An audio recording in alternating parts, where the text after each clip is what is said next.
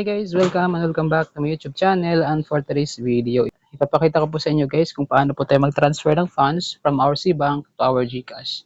So guys, first time po natin gagawin is punta po tayo sa ating Cbank na application, and then nilagay natin yung ating PIN, and after that, as you can see guys, meron ko 1,282. So ito transfer natin yung 1,000. So ito siya guys, ang gawin nyo lang po is transfer. Tapos i-wallet po kay mga boss idol. Yan, so e-wallet, tapos GCash exchange. Dito guys, may nakalagay na ako na number po since nakapag-transfer na ako dati. Ito is pindutin ko lang. Kung kayo po is first time nyo po, lagay nyo lang yung mobile number dyan sa taas dito po. Ilagay nyo lang dito. So ito, pindutin ko lang po itong isa dito.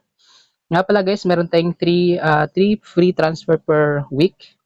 And meron tayong 3 free transfers per week or free transaction. Ayan, so i-transfer natin to. Mag-transfer ako ng 1K. So, ayan. So, 1,000 talaga yung mababawa sa atin. Wala tayong extra fees. Then, click natin yung confirm. Then, i-ano lang natin yung biometrics natin, guys. So, transfer in progress. Ayan. Yan yung receipt. Done. Check natin sa ating GCash if meron ba tayo dito, guys, na-receive ba natin yung tin-transfer natin na fund from our Cbank. So, check natin yung GCash natin. As you can see, meron akong 1,009 and check natin transactions. Ito, cash in from Cbank, 1,000 pesos.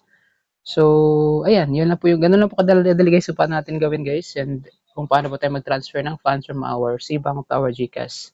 Note mga bossing, free, 3 transfers per week po. Okay, libre po yung transaction na yun.